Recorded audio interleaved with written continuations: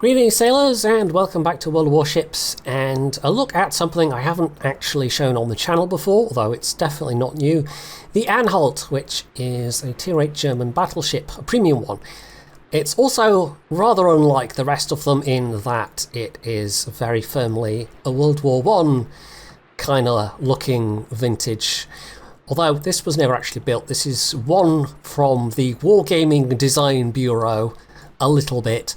And it's also then been given a fictional, I guess, sort of early 30s modernisation by the looks of things. Although it's a little, I don't know, it feels a little odd to me that they would have left the casemate guns in there. I don't know if they would have actually done that, but anyway, it's definitely a much more modern looking superstructure, something almost like the Graf Spee superstructure. And a bunch of AA and some 105 mils in turrets there as well. So yeah, it's okay. It's kind of on the weak side, to be honest, compared to some of the others, but it's also one of the more interesting ones in that it is this kind of modernised thing. But to be honest, I almost feel like it maybe would have fit better at tier 7. I don't know. It's got decent health pool, it's got decent armour. But it's not really a secondary monster, and it does actually have a fairly weak turtle back, so yeah, trying to get into close quarters fights, it's not ideal. It's also not especially fast, although I do have brisk on this captain to try and ameliorate that somewhat. It's not the slowest thing at tier 8, that is definitely still the Kansas, but yeah, it's not going to be chasing down anybody else at its own tier. So let's give this a go. It's a tier 10 game, which is not great matchmaking necessarily. There's also a sub. Yeah, we'll see how this goes. The Shimas are going to be a bit of an issue. Don't have hydro or anything like that. But yeah, I mean, it's not bad overall. It just feels a little over-tiered, to be honest. There's a reason I don't really play it that often. Even for operations, yeah, it's not that great. You know, it's a little on the sluggish side. It's got kind of a terrible responsiveness in terms of its maneuverability. Its turning radius and its rudder shift are both not great at all. It doesn't really have the secondaries going for it. Yeah, it really is sort of relying on the fact that it's got those 15 barrels, but they're not great.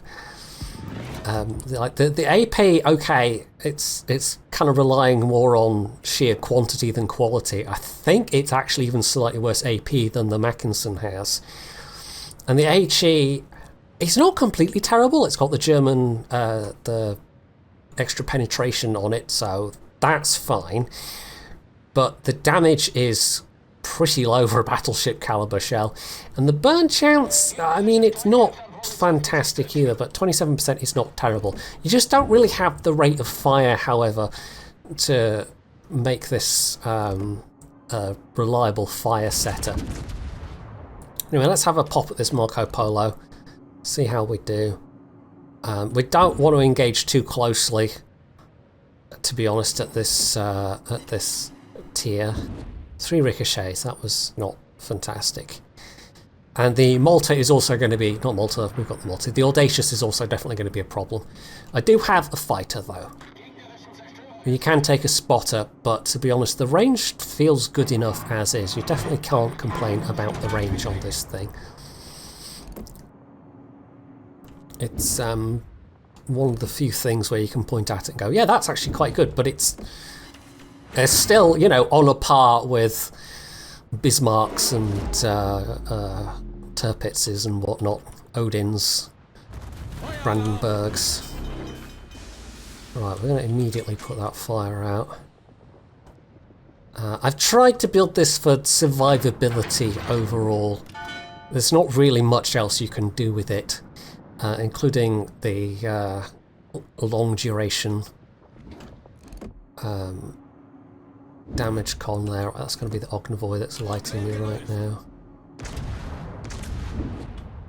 Yeah, turret traverse is not the best, not the worst. It's a fairly standard 45 seconds. You can buff that though. Right, Marco Polo, you're just kind of sitting there. So we can get some traction on your superstructure maybe. 5 ricochets, not really. I might try a volley of high explosive after this, to be honest. Some AP against that one before they disappear.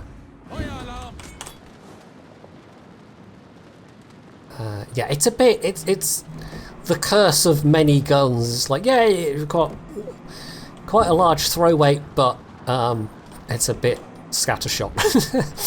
It's a bit of a shotgun. So yeah, there's a sweet spot, and there's a reason why designs with many guns didn't tend to get built. Honestly, it might have been more interesting to me if they had used Bayern's 16-inch guns rather than these essentially tier 6, tier 5.5 guns, considering they're a little bit nerfed, but yeah. What is that? Torps coming from that direction. One of the shimmers, probably.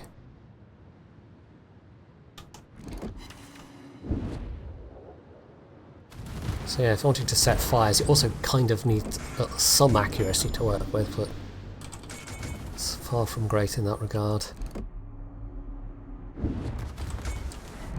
Anyway, in terms of matchmaking, yeah, this is about as tough as it's going to get. I'm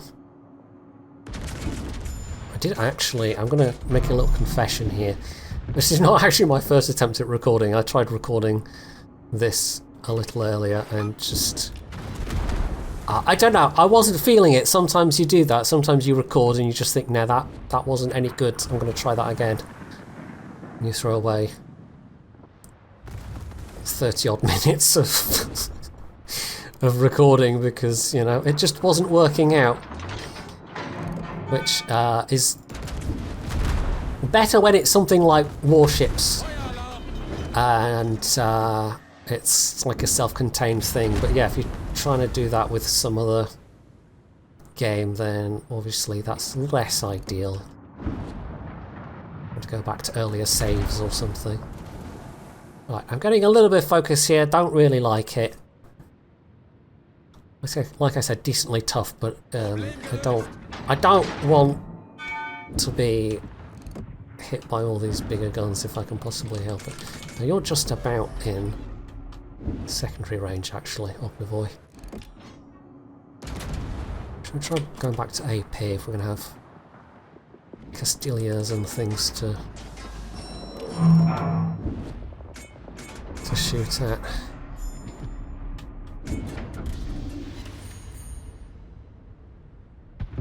It's not one you see around very often, to be honest, and I think there's a very good reason why you don't see the Anhalt being played very often. Even in operations, you don't see it very often. It does not stack up next to its German contemporaries in terms of secondaries. It really doesn't. And it's sort of lack of maneuverability, even in operations, that's kind of an issue. Oh, hello, Marco Polo. Oof. Yep. Right, we are winning this one so far. But can I get any appreciable amount of damage before I die is the question. I guess we'll see.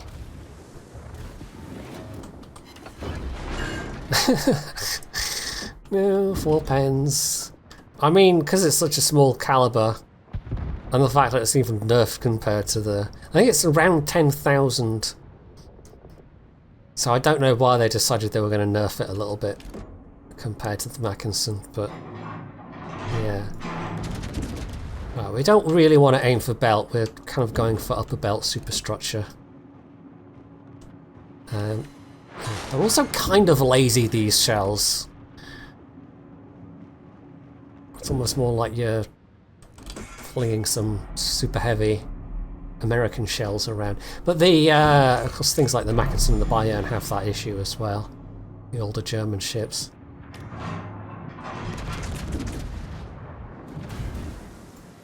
Alright, that was alright. Weathered that okay. There we go, that was a much nicer chunk. So that was more upper belt pens. So occasionally you're going to get decent results out of it. But not against angled ships. It's just too scattershot for that. It really is. Right, let's see if we can... There we go. Clean blow. Now we do have torpedoes, which we might get to use against the Castillo. We have very good coverage with our torpedoes. They are fixed launchers, but it's basically using the torp steering mechanic. And they do pretty good damage and they reload pretty quick, but they're only 6 kilometers range. The fact that you're usually quite slow makes them not the easiest thing in the world to use. So yeah, no, he's headed away, so we're not going to get to use them. If somebody's coming towards you with the intent of ramming, then they can be very useful. Right, let's see what my... not great.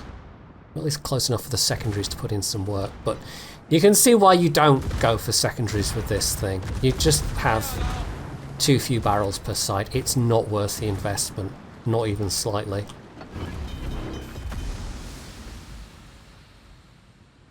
Right, after this, I don't know if we're going to get much more chance to shoot at things, and yes, he is dropping torpedoes, so that's going to be a thing. See if he got the chance to drop there. There are still a couple of ships left, but not many. I'm going to use a heal.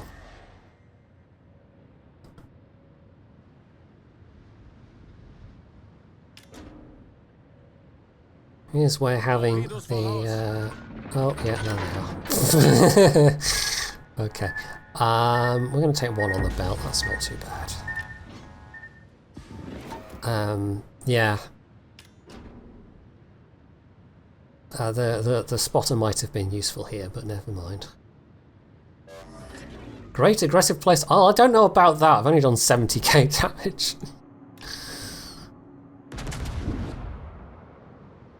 This was a nice controlled engagement, though. Yeah, this thing can, especially in this kind of matchmaking, definitely get overwhelmed quite easily if you're not lucky. It's not nearly as bad as a Kansas or a Colorado or something of that ilk.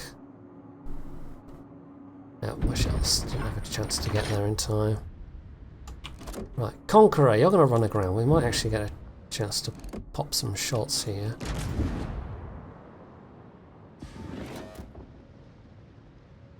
What's left? Shima Audacious and this Conqueror. Let's see what speed we can get up to in a straight line with Brisk and Sierra Mike. I'm thinking maybe within spitting distance of 28 knots. Which would take me to about KGV. 28 knots. 28.1, 0.2, 0.3. This is actually better than I was expecting. 0.4, 0.5. We're topping out there. 0.6. Gosh, we're actually almost at 29 knots. That's not too bad. I think Brisk was definitely a worthwhile choice for this captain. So you're about to eat... yeah, torpedoes and floodings and things. Okay, and there's the Shima. Yeah, it's a little bit of a pity you have to spend the points, but it's kind of useful. The concealment is pretty good on this. The only other battleships as a line that I use Brisk on with any kind of regularity is the British ones, which tend to have best-in-class stealth. And some of them can be fairly slow as well. Well, I say tends, not always, but yeah. It's just kind of useful. Well, we might get to have a pop at the Audacious, but I'm thinking we might not. Even being air spotted slows us down. Also, my neighbour, I mean, they're no longer banging and drilling on the wall, but they do like to play music sometimes, but hopefully my microphone won't be picking that up.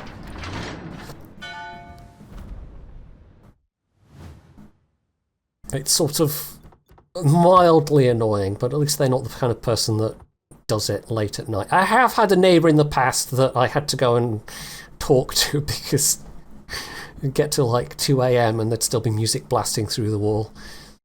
Just kind of not very considerate. Anyway, 1400, that was not terrible, but yeah, I could have done more, I think, with really any of the other Germans. Yeah, this is from my previous attempts. As you can see, that also didn't help, that they were all 3 not very good games at all. And sometimes that's fine, I don't mind showing that in a recording, but it was also just the quality of my banter was subpar, let's put it that way. So let's take another spin. See what we can see. Much better matchmaking this time. Top tier, still subs. Tier 6 CVs might actually be something that my AA can do something about. That ought to be not too much of a worry. Tirpitz, Brandenburg and Shimanto div might be. Depends how well they're playing together. It's got Erland and Leningrad and a Kashalo. Okay. Honestly, the Shimanto's the biggest torpedo threat out of anything they have. Right, standard game. I don't really know where to go, so we're just gonna I don't know actually, let's head a little more towards the border. Normally my instinct would be to get into that little bit of open water and have a bit more room to manoeuvre. But let's try going this way and see if the stealth on this doesn't hold up. Let's see how it goes. Ooh, Leningrad, they are right there, okay. That's kind of bold, but the Leningrad is fast, it has smoke, so presumably banking on just being able to make a getaway. Yep, there's the smoke. Lost a bit of health, but nothing catastrophic. Lishkovitsa's also fast, though. To be honest, I don't know which I would put my money on between 2 equally skilled players, a Lishkovitsa or a Leningrad in a gunfight. Leningrad, maybe? Just because those 130 mils are slightly more punchy, but the turret traverse is also absolutely god-awful. Where's submarine torps? There's submarine torps. Okay, the sub is on this flank. Which I should have guessed, because our sub started on this flank as well. They always mirror each other. There you are.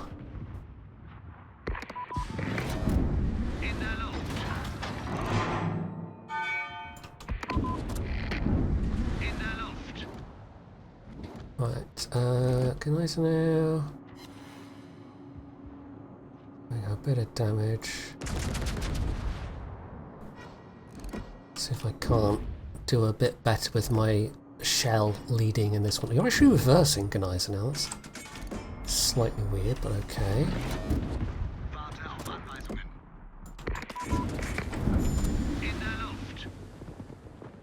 Got a pretty quick reload on these airdrops, which is nice. And the range is good as well, 10 kilometers. Not every premium can boast that, of course.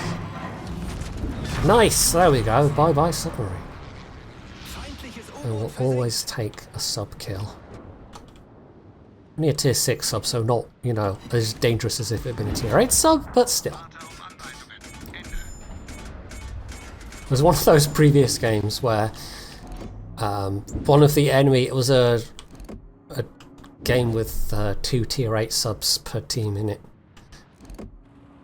And we lost, of course, but one of the enemy subs had nearly 2500 XP, which was just disgusting. Really just quite disgusting.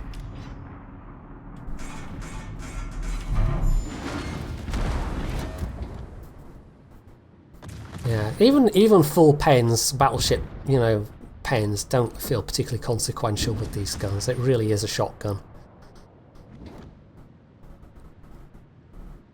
It's not quite as many guns as, say, a Leon or, of course, the Picardy, but man, if you want tier 8 premiums that you rarely ever see, like this is certainly one of them, but Picardy even more so. I think I've seen that thing, like, absolute handful, count them on both hands a number of times. Oh, that was a nice drop, Leningrad.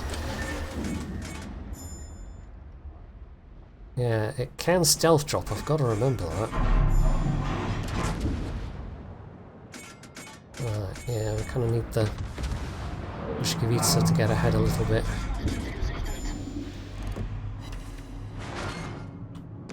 I do have, that's another one of the skills I have, the torpedo mitigation skill, which means you take a bit less damage, you have a bit more warning. But even with that, this thing is so sluggish, and of course the lack of hydro, it is pretty vulnerable to torpedoes. Like the base torpedo mitigation is like 20%. So, yeah.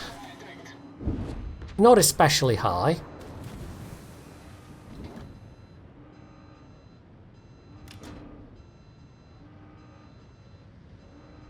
So everything helps. I do wonder if Hydro would be a worthy addition to this. Like, it's supposed to have been refitted. Surely they would have put a Hydro on it. Maybe they just felt that would be too much. I don't know.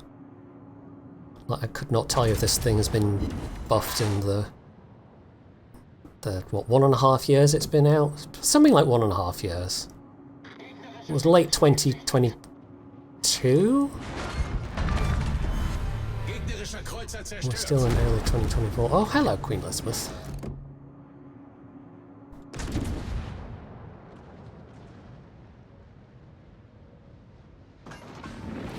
Those are reasonably competent guns, so I should be wary of those. Don't hit as hard as the Gneisenau's 15 inches, but it does have a few more of them. Maybe slightly more reliability.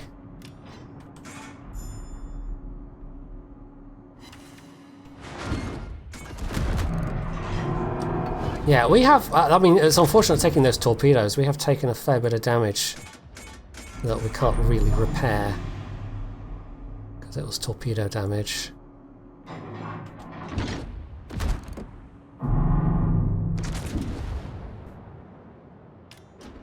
That's unfortunate.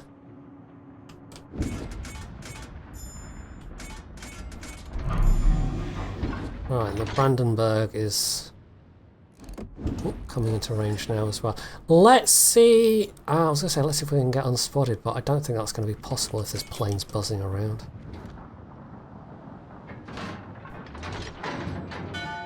Yeah, there's Brandenburg shells. Torpedos voraus. Torpedos auf Backbord. Yeah, I'm going to take that. Oh, I just ran out. Yeah, this thing's just so sluggish.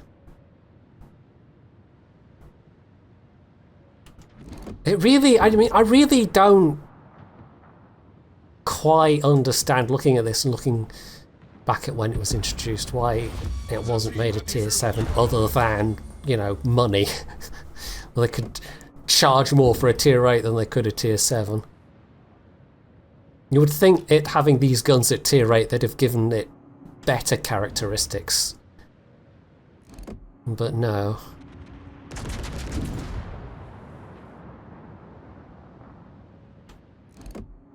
But then you could say the same thing about the Picardy. It's a bit of a shame, really, because it is an interesting design and it is something different. I mean, this semi-modernised dreadnought, essentially. Super-dreadnought, even.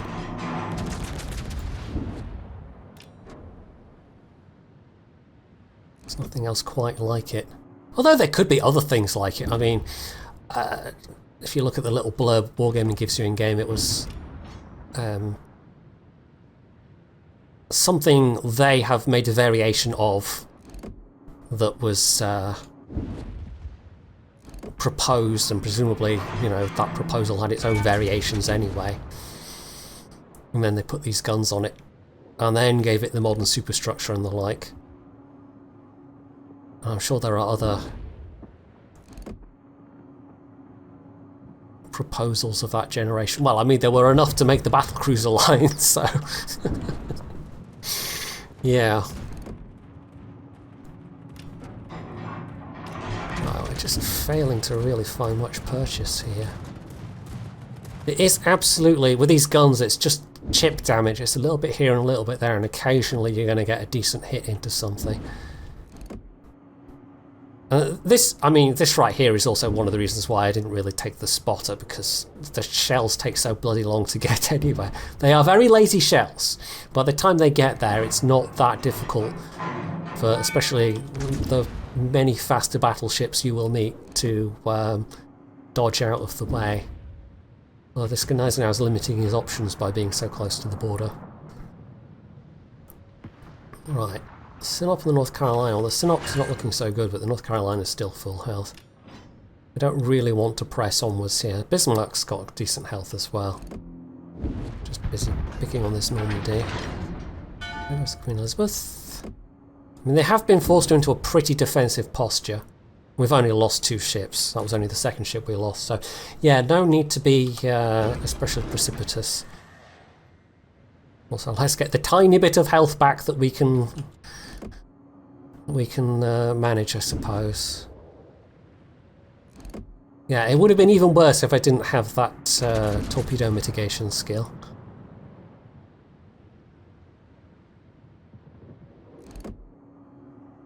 I do wonder what I would do to this. Like, maybe a slightly quicker reload, like 28 seconds? Possibly hydro? Certainly I would give the AP shells a little bit of a buff. I don't think there's any real reason for them to feel quite that weak. Maybe even a bit of damage buff to the HE.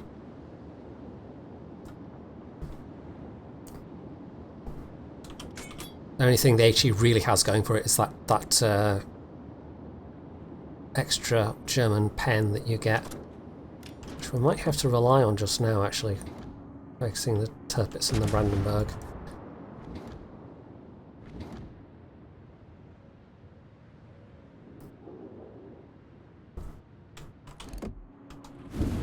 But even that lead wasn't enough.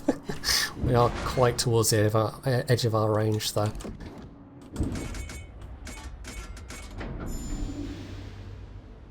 Oh, hello, Irland.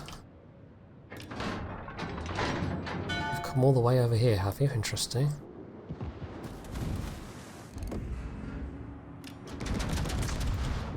Try a bit of a guesstimate shot. Okay, that was a little bit of damage. Let's assume that Irland is going to try and drop torps on me.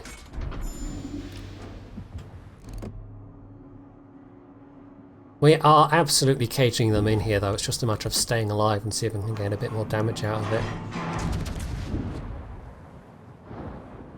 But yeah, this thing, it just has so many limitations. You can see why it's not the most popular by a long shot. Like, aside from its more unique nature compared to the rest of the Tier 8. Just Tier 8 premium battleships generally. It's not got a lot going for it other than it has many guns. It's got the high health pool and it's got the good range. The good range is a double-edged sword, as we saw. Right, Furious. If you could spot that guy, I can finish him.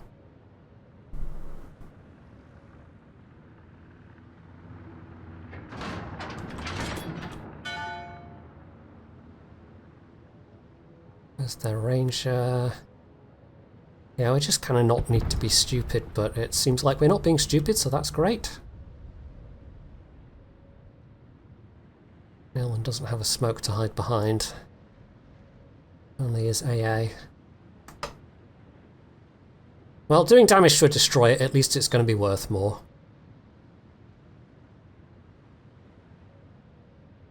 I also don't know how much extra XP getting the first blood medal gets me, but I don't even know if it gets you any extra XP at all, actually. It probably doesn't. It's just occurred to me, I can't remember at all. Unser Team hat die Führung übernommen.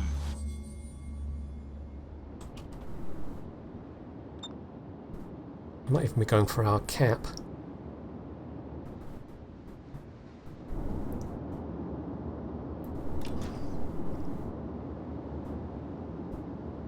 Maybe it's just running to the north border and hoping the time runs out. Right, not spotted, so he's behind an island. So that could be that island, it could be that island, it could even be that island right there.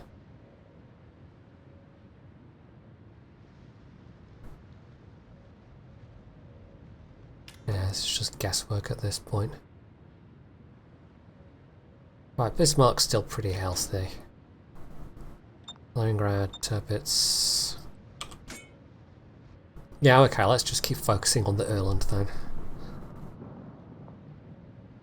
Our attention is not desperately needed elsewhere. Yeah, Hydro would be pretty useful right about now. Even with aerial spotting, it would be nice. Yeah, he did go for the cap, okay.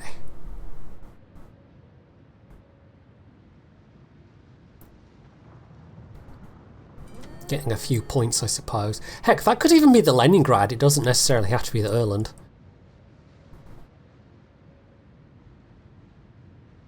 Right, Furious. Furious, send your planes over here. We're being capped. Furious. There's clearly a destroyer there. Furious! Okay, yeah, no, that's the Leningrad then.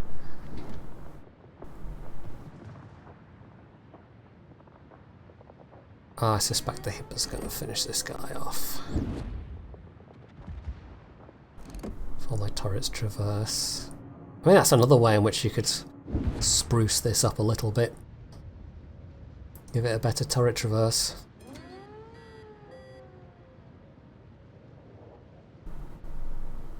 Although compared to its, I mean the lower tier terrible turret traverses are more of a balance thing than a historical accuracy thing. Turret traverse has always been a full-on balance thing.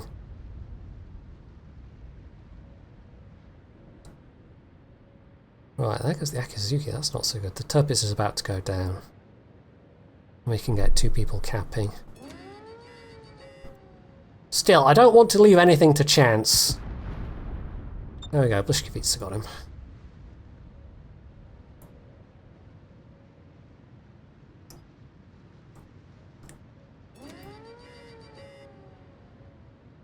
.9, we are really just literally within spitting distance. Literally! We are literally figuratively within spitting distance of 29 knots. Yeah, Brisk definitely a very worthwhile skill. Right, is he on the far side of the cap? He's not just lurking behind the island in ambush. The plane would have spotted him by now if he was. There you are. Do a spread. Right, I don't think we've got any... Oh, there we go, some damage. 2 decaps, that'll be worth something. There we go.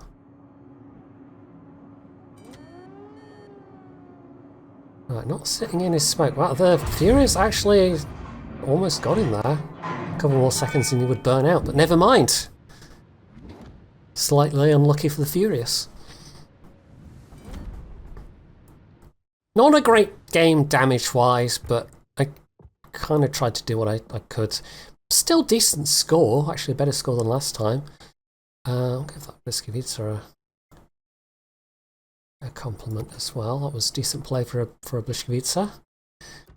Yeah, so Anhalt, it's not really an enjoyable ship.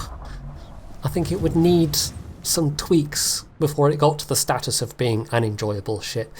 And when you have Odin, Brandenburg, Tirpitz at this tier, not to mention all of the other tier 8 premium battleships from other nations, there isn't really a reason to go out and buy this. You know, it's the kind of thing, if you've got a crate, you might keep it, maybe take it out once in a while, but it's a pretty competitive roster of tier 8 premiums.